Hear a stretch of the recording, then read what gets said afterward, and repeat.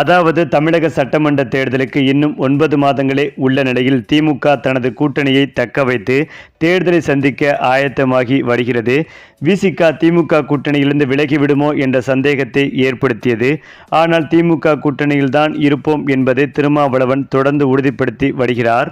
அந்த வகையில் அதிமுக பொதுச் செயலாளர் எடப்பாடி பழனிசாமி எந்த காலத்திலும் பாஜகவுடன் கூட்டணி இல்லை என்றே தொடர்ந்து தெரிவித்து வந்தார். ஆனால் கடந்த மார்ச் 25ஆம் தேதி அனைவருக்கும் அதிர்ச்சி கொடுக்கும் வகையில் அதிமுக பொதுச் செயலாளர் எடப்பாடி பழனிசாமி திடீரென டெல்லி சென்று மத்திய உள்துறை அமைச்சர் அமித்ஷாவை சந்தித்தார். தமிழக நலனுக்காக சந்தித்ததாக அவர் கூறினாலும் கூட்டணி பேச்சுதான் என்பதை பாஜக தரப்பு உறுதிப்படுத்தியது. மேலும் கடந்த வாரம் சென்னை கிண்டியில் உள்ள நட்சத்திர விடுதியில் அமித்ஷாவை அதிமுக தலைவர்கள் சந்தித்து பேசியிருந்தார்கள். அதில் அதிமுக, பாஜக மற்றும் பிற கட்சிகள் இணைந்த தேசிய ஜனநாயக கூட்டணி 2026 சட்டப்பேரவை தேர்தலை எதிர்கொள்ளும் என அமித்ஷா அறிவித்தார்.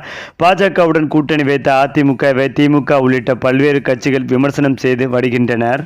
குறிப்பாக பாஜகவுடன் கூட்டணி வைத்ததற்கு எதிர்ப்பு தெரிவித்து அதிமுகவிலிருந்து அந்த கட்சியினர் அடுத்தடுத்து விலகி வருகின்றனர். இந்த நிலையில் கரூர் அதிமுக தெற்கு நகர மீனவரணி செயலாளர், இளைஞர் மற்றும் இளம்பெண்கள் பாசறை தெற்கு நகர துணை செயலாளர் உள்ளிட்ட பலர் அதிமுகவிலிருந்து விலகி செந்தில் பாலாஜி முன்னிலையில் திமுகவில் இணைந்துள்ளனர். ஏற்கனவே நேற்று அதிமுக முன்னாள் எம்எல்ஏ KU அசனா விலகியது குறிப்பிடத்தக்கது.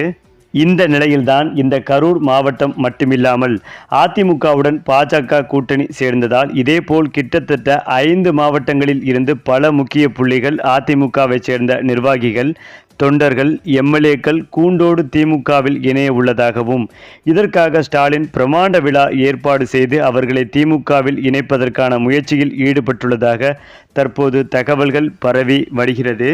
அதேபோல் இதற்காக அண்ணா அறிவாலயத்தில் கிட்டத்தட்ட 3 முறை ஆலோசனை கூட்டம் நடைபெற்றது.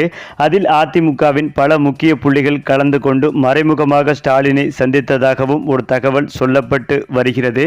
அதற்கேற்றாற்போல்தான் பிரமாண்ட விழா ஏற்பாடுகள் நடந்து வருகிறது. அந்த விழாவில் அதிமுகவை சேர்ந்த கிட்டத்தட்ட லட்சக்கணக்கானோர் கூண்டோடு திமுகவில் இணைய உள்ளதாகவும் அவர்களுக்கு ஒவ்வொரு மாவட்டத்திற்கு ஏற்றவாறு முக்கிய பதவிகளை ஸ்டாலின் கொடுக்க உள்ளதாகவும் அவர்கள் சம்மதம் தெரிவித்திருக்கிறாராம் முதலமைச்சர் ஸ்டாலின்.